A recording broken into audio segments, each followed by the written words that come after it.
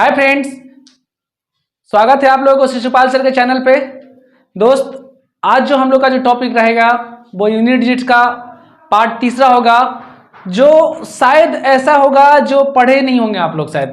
ठीक है, तो वो देखते हैं आज पार्ट थर्ड का कुछ क्वेश्चंस जो हम लोग के लिए इंपॉर्टेंट है और बहुत सारे एग्जाम में पूछता है दोस्त। ठीक है, जिसको हम लोग फैक्टोरियल्स कहते हैं। तो बहुत सारे ऐसे लोग हैं जो फैक्टोरियल्स के बारे में नहीं जानते, तो हम उसके बारे में भी बताएंगे। और यूनिट डिजिट का कुछ क्वेश्चन ऐसा होगा जो फैक्टोरियल्स का मल्टीपल में होगा और ऐड में होगा, और ऐसा होगा कि फैक्टोरियल्स के पावर में भी होगा। चलिए क्लास स्टार्ट करते हैं आज का। और पहला क्वेश्चन जो है वो कुछ इस तरीका से है कि 8 का फैक्टोरियल अगर दिया जाए, ठीक है, इसका अगर यूनिट डिजिट पूछा जाए दोस्त, इसका यूनिट डिजिट पूछा जाए तो इसका यूनिट डिजिट क्या होगा? 8 के फैक्टोरियल का यूनिट डिजिट क्या होगा? ठीक है दोस्त, यहां पर ध्यान देना यह है कि अगर फैक्टोरियल जब निकालते हैं आप, ठीक है, इसका मतलब होता है फैक्टोरियल। ठीक है, तो 8 का फैक्टोरियल जैसे निकालते हैं तो इसको क्या करेंगे? 8 गुना 7 गुना 6 गुना 5 गुना 4 गुना 3 गुना 2 गुना 1। ठीक है, अर्थात कहने का मतलब इसको संख्या को घटते क्रम में लिख देते हैं हम। ठीक है, अब यहां से हम यूनिट डिजिट जब हम निकालते हैं तो हम पहले ही वीडियो में बताए थे 5 के साथ यदि सम संख्या कोई आता है तो इसका यूनिट डिजिट जो होगा वो 0 कर देगा। 5 के साथ एक सम संख्या अर्थात यूनिट डिजिट 0 होगा। एक बता देते हैं आपको कि ये 8 का फैक्टोरियल का यूनिट डिजिट जो होगा वो 0 हुआ। आपको ये भी पता होगा कि 5 के बाद अर्थात 5 को लेकर के, ठीक है, 5 का फैक्टोरियल को लेकर के जितना भी संख्या होगा, हजार, लाख, इन्फिनाइट तक में, ठीक है, इन सब का अगर गुना किया जाए, देखिए 5 का भी फैक्टराइजेशन करते हैं, 5 4 3 2 1, यहां देखिए ये भी 0 हो गया। अर्थात 5 के बाद जितना भी फैक्टराइजेशन का वैल्यू होता है यूनिट डिजिट पे वो सारा 0 होता है। ठीक है, ध्यान रखिएगा कि किसी भी संख्या का अगर मान लेते हैं कि 8 है, 5 के ऊपर वाला संख्या, ये नहीं कि 5 के नीचे वाला, 5 के ऊपर वाला जितना भी फैक्टराइजेशन में यूनिट डिजिट होगा उसका वैल्यू जो होगा 0 होगा। ठीक है, इसको ध्यान रखिएगा। चलिए अब कुछ क्वेश्चंस करते हैं जो ये तो समझ में आ गया होगा। जैसे क्वेश्चंस हमारे पास है, ये क्वेश्चंस एसएससी में बेसिकली पूछता है दोस्त, ध्यान रखिएगा इस चीज को। देखिए क्वेश्चंस है 1 का फैक्टोरियल प्लस 2 का फैक्टोरियल प्लस 3 का फैक्टोरियल प्लस 4 का फैक्टोरियल, इस तरीका से देगा आपका 100 का फैक्टोरियल तक। ठीक है, 100 तक का फैक्टोरियल्स का जो वैल्यू होगा वो क्या होगा, ध्यान रखना ये है। तो पहला चीज का क्वेश्चन है आपके पास, तो 1 का फैक्टोरियल जो होता है वो 1 ही होता है, ठीक है, प्लस 2 का फैक्टोरियल भी वही होता है, 2 ही होता है। लेकिन जैसे ही 3 का फैक्टोरियल बढ़ेंगे तो देखिए 3 गुना 2 गुना 1 हो जाएगा। ठीक है, 4 का फैक्टोरियल 4 गुना 3 गुना 2 गुना 1 होगा। उसके बाद 5 का फैक्टोरियल्स के बाद जैसे ही एंट्री करेंगे ये सारा टर्म जो होगा वो 0 कर देगा। 5 के बाद का फैक्टोरियल्स का सारा टर्म 0 होता है।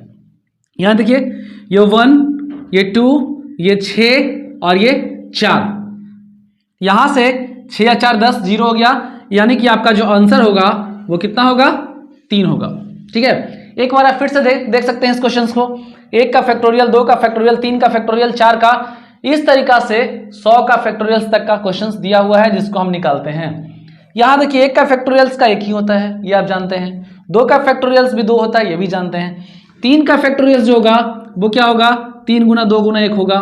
4 का फैक्टोरियल जो होगा 4 गुना 3 गुना 2 गुना 1 होगा। ठीक है, और 5 का फैक्टोरियल एक नोट्स करके आप लिख सकते हैं कि जहां भी 5 का फैक्टोरियल शुरू होगा वहां से उसका वैल्यू जो होगा, यूनिट डिजिट जो होगा वो क्या होगा? 1 होगा, 0 होगा। ठीक है, तो 5 का फैक्टोरियल जो होगा यहां से उसका वैल्यू जो होगा वो 0 होगा। चलिए अगला क्वेश्चन की ओर बढ़ते हैं। अब ऐसा क्वेश्चन देते हैं दोस्त जिसके पावर में फैक्टोरियल्स होगा।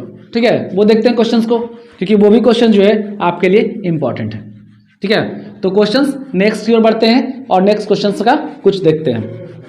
यहां ध्यान दीजिए, जैसे क्वेश्चन हमारे पास है 1 का फैक्टोरियल, इसके पावर में 1 का फैक्टोरियल प्लस 2 का फैक्टोरियल पावर में 2 का फैक्टोरियल, 3 का फैक्टोरियल इसके पावर में 3 का फैक्टोरियल, फिर 4 का फैक्टोरियल इसके पावर में 4 का फैक्टोरियल, उसके बाद 5, इसी प्रकार जो है आपको 100 तक का, यानी 100 के पावर में 100 का फैक्टोरियल देगा दोस्त।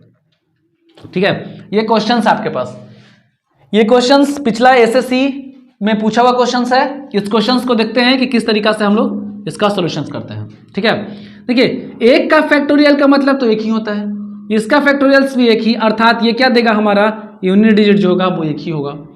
2 का फैक्टोरियल्स 2 है, इसके पावर में 2 है, अर्थात कितना हो जाएगा, 2 का स्क्वायर 4 हो जाएगा। देखिए 2 का फैक्टोरियल का मतलब 2 गुना 1 2 रहेगा, इसका फैक्टोरियल्स का मतलब 2 गुना 1 का मतलब 2 ही रहेगा। आगे चलते हैं, 3 का देखिए, 3 का मतलब हो गया दोस्त 3 गुना 2 गुना 1 अर्थात 6, और पहला वीडियो में बताए थे कि 6 जो होता है वो नो चेंज होता है। ठीक है, तो ये हो गया आपका 6। उसके बाद देखिए 4 है, 4 का फैक्टोरियल दिया गया है, 4 का फैक्टोरियल्स, अगर 4 के फैक्टोरियल्स में अगर पावर में सम संख्या है, ठीक है, तो उसका उत्तर जो होता है वो 6 होता है। अगर विषम संख्या होता तो उसका उत्तर जो होता वो वही संख्या रहता। ठीक है, या फिर चेंज होता, लेकिन बेसिकली हम जानते हैं कि अगर सम संख्या 4 2 4 6 8 इसके पावर में अगर सम संख्या होता है तो उसका उत्तर जो होता है वो 6 होता है। ठीक है, तो ये हो गया 6। इसके बाद का जो फैक्टोरियल्स होता है उसका वैल्यू आप जानते हैं कि सब 0 होता है, क्योंकि अभी तुरंत बताए हैं कि 5 का फैक्टोरियल्स का वैल्यू या उसके ऊपर का वैल्यू सारा 0 होता है। यहां से देखिए 6 6 12 12 का 2 2 4 6 6 और 1 7, यानी कि इसका आंसर जो होगा बिल्कुल 7 होगा। चलिए यहां तक समझने में कोई परेशानी है तो बोलिएगा, एक बार हम फिर से समझाते हैं इस क्वेश्चन को, समझ लीजिएगा। 1 का फैक्टोरियल्स का मतलब होता है 1 जो होता है नो चेंज होता है, अर्थात 1 ही होगा। दूसरा चीज 2 का फैक्टोरियल होता है 2 और इसके फैक्टोरियल्स में 2 अर्थात 2 के पावर में 2 अर्थात ये संख्या 4 देगा।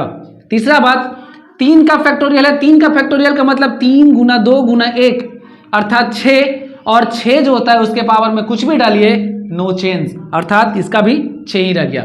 समस्या आपका यहां है। ठीक है, 4 है, 4 का मतलब 4 गुना 3 गुना 2 गुना 1 अर्थात 4 3 12 12 दूना 24 अर्थात वही संख्या, और वही संख्या के पावर में वही संख्या होगा, अर्थात 4 के पावर में अगर 24 के पावर में 24 लिखते हैं, सपोज दैट थोड़ा सा 24, तो हमको 24 2 से तो मतलब है नहीं 4, और 4 जो होता है 4 टाइम रिपीट करता है, अर्थात ये होगा 0 शेष, तो 4 के पावर 0 अर्थात पिछला वीडियो में बताए थे कि 4 के पावर 0 बराबर 6 होता है, अर्थात यहां से जब ऐड करेंगे हम तो आपका यूनिट डिजिट जो होगा वो 7 होगा। चलिए यहां तक दिक्कत नहीं है, कंफर्म हो गया आप। चलिए आगे बढ़ते हैं, नेक्स्ट क्वेश्चन। अगला क्वेश्चन है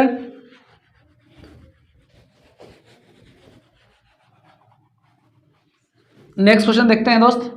वो दिया है 1 का फैक्टोरियल, इस तरीका से 100 तक का फैक्टोरियल दिया हमको लगातार संख्या में। जैसे ये क्वेश्चन है 1 का फैक्टोरियल है गुना 2 का फैक्टोरियल 3 का फैक्टोरियल 4 का फैक्टोरियल 5 का फैक्टोरियल ऐसे दिया है 100 का फैक्टोरियल्स में। दोस्त इस क्वेश्चन को देखते के साथ आपको 5 सेकंड क्या 1 सेकंड भी नहीं लगेगा बनाने में इस क्वेश्चन को, क्योंकि आप जानते हैं कि 5 का फैक्टोरियल्स जैसे ही एंट्री करता है आपका टर्म जो होता है वो 0 होता है, अर्थात सभी संख्या को 0 से गुना किया जाए तो उसका उत्तर जो होगा वो 0 होगा। ठीक है, यहां तक कोई परेशानी नहीं है। चलिए अगला क्वेश्चन देखते हैं। अगला क्वेश्चन, अगर इसी क्वेश्चन को अगर हम बेसिकली पहले प्लस में जो किए थे तो प्लस में किए थे वो भी देखे थे, यहां मल्टीपल में किए वो भी देख लिए आप। अगर क्वेश्चंस को और कुछ तरीका से बनाया जाए, जैसे अगला क्वेश्चन हमारे पास अवेलेबल है, वो दिया है 4 का 2 दिया है, प्लस दिया है 3 का फैक्टोरियल इसके पावर में 6 दिया है। अगला क्वेश्चन, अगला जो दिया है 9 के पावर इसके पावर में 7 है। इसका क्वेश्चन को हमको पूछा गया है कि यूनिट डिजिट क्या होगा, इस संख्या का यूनिट डिजिट अगर निकालने के लिए दिया जाए तो इसका यूनिट डिजिट क्या होगा। देखिए दोस्त क्या होगा, 4 जो होगा 4 गुना 3 गुना 2 गुना 1 अर्थात ये कितना 4 तिया 12 12 दूना 24 24 का 4 और 4 के पावर में सम संख्या, तो 4 सम संख्या, इसके मतलब इसका उत्तर जो होगा वो कितना हो जाएगा 6 होगा। बार बार हम बताए थे पिछला वीडियो में, इसके पिछला पार्ट 1 में पार्ट 2 दोनों में बताए थे कि 6 जो होता है 4 के पावर में अगर सम संख्या होगा अर्थात 4 के पावर में 0 होगा तो उसका उत्तर 6 होगा। ठीक है, वो पिछला वीडियो आपसे रिक्वेस्ट है, अगर ये समझ में नहीं आएगा तो पिछला वीडियो थोड़ा सा बैक करके देख लीजिएगा। ऐसे हालांकि मेरा कोशिश रहेगा कि आपको ये वीडियो को हम समझा पाएँ। ठीक है, चलिए आगे देखते हैं। 3 का फैक्टोरियल के पावर में 6 दिया हुआ है, तो इसका हो जाएगा 3 गुना 2 गुना 1 इसके पावर में 6, अर्थात 6 जो होगा वो क्या होगा, नो चेंज होगा। यहाँ से 6 नो चेंज हो गया। और आप जानते हैं कि 5 के बाद का फैक्टोरियल का जो वैल्यू होता है वो 0 होता है, अर्थात इसका वैल्यू जो हो जाएगा वो 0 हो जाएगा, अर्थात इसका आंसर जो हो जाएगा वो कितना हो जाएगा, 6 या 6 12, अर्थात 2 हो जाएगा। क्लियर है। फैक्टोरियल्स का कुछ क्वेश्चंस और है जो देख लेते हैं थोड़ा सा, और यहां तक तो आपका क्लियर होगा ऐसा हमको लगता है। देखिए नेक्स्ट क्वेश्चन चलते हैं।